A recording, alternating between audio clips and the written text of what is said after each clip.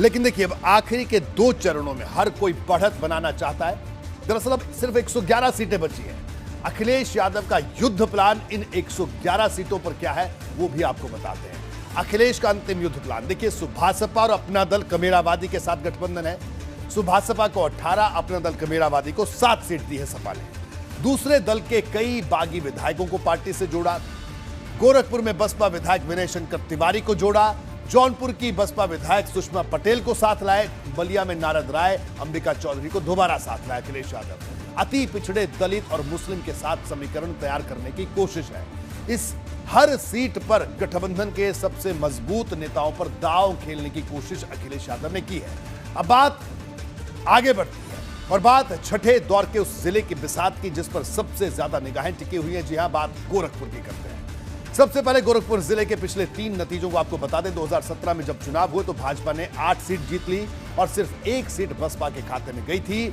चिल्लूपार, सपा और कांग्रेस खाली हाथ रहे थे। 2012 में जब चुनाव हुए तो भाजपा ने 3 सीट जीती, सपा ने 1 सीट जीती और बसपा ने सबसे ज्यादा 4 सीट जीती थी। कैंपियरगंज सीट से फतेह बहादुर 2012 में एनसीपी टिकट पर जीते थे। 2007 की बात करें तो भाजपा ने 2, सपा ने 1 और बसपा ने 4 सीट जीती थी, जबकि 1 सीट कांग्रेस के खाते में गई थी और सहजनवा से यशपाल सिंह रावत निर्दलीय चुनाव जीते थे। तो ये 2007 की स्थिति हमने बताई। गोरखपुर शहर सीट के अगर इतिहास की बात करें तो अब तक 12 बार चुनाव हुआ, 7 बार भाजपा जीती और पिछले 4 बार से आरएमडी यानी राधा मोहन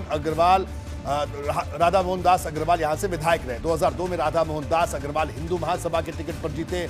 2002 में योगी आदित्यनाथ का राधा मोहन दास अग्रवाल को समर्थन था। 2002 में भाजपा के शिव प्रसाद शुक्ला तीसरे नंबर पर थे। 2007, 2012, 2017 में राधा मोहन दास भाजपा के टिकट पर जीते और 1989 से लगातार 4 बार शिव प्रताप शुक्ला भाजपा के विधायक जीते। यानी परंपरागत तौर पर देखिए, अगर गोरखपुर की बात करें तो उस बात से कोई इनकार नहीं कर सकता कि योगी आदित्यनाथ और गोरखपुर मठ का पूरे क्षेत्र में जबरदस्त प्रभाव है। यही वजह है कि यहां पर सपा को खूब पसीना बहाना पड़ रहा है। कांग्रेस की अगर बात करें तो कांग्रेस के लिए गोरखपुर दिवा स्वप्न रहा। कांग्रेस आखिरी बार 1985 में सीट को जीत पाई थी। सपा और बसपा का आज तक यहां पर खाता नहीं खुला है। इससे अंदाजा आप लगा सकते हैं कि किस तरह से योगी आदित्यनाथ का और किस तरह का प्रभाव इस सीट पर है। गोरखपुर में भाजपा की रणनीति को समझिए। 4 सीटों पर प्रत्याशी बदले गए।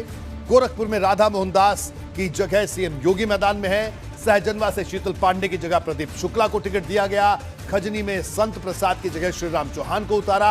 चौरा चौरी में संगीता यादव की जगह सरवन निषाद प्रत्याशी हैं। संजय निषाद के बेटे हैं सरवन निषाद। भाजपा के सिंबल पर वो प्रत्याशी हैं। चिल्लूपार से हारने वाले राजेश त्रिपाठी को दोबारा मौका दिया है। 4 सिटिंग विधायकों को दोबारा मौका दिया गया।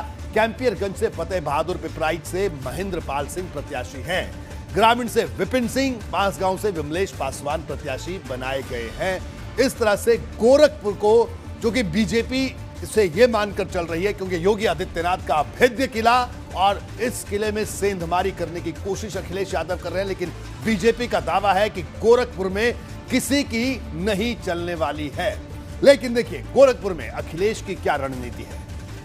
अखिलेश यादव की रणनीति पर नजर डालें तो सभी 9 सीटों पर भाजपा को घेरने का प्लान। शहर सीट पर सीएम योगी के सामने सुभापति शुक्ला को चुनावी मैदान में उतारा और हर सीट पर जातीय समीकरण पर फोकस करने की कोशिश की है। 3 दलित, 2 ब्राह्मण, 2 यादव, 2 निषाद प्रत्याशी बनाए। दूसरे दल से आए कई नेताओं को तरजीह दी। कैंपियरगंज में कांग्रेस से आई काजल निषाद को टिकट दिया। बांसगांव में कांग्रेस से आए डॉक्टर संजय कुमार को टिकट दिया। चिल्लूपार में बसपा से आए विनय शंकर तिवारी, हरिशंकर तिवारी के बेटे को टिकट दिया। 2017 में चुनाव लड़ने वाले 4 नेताओं को फिर मौका दिया। 2017 में पिपराइच, खजनी और बांसगांव में सपा दूसरे नंबर पर थी।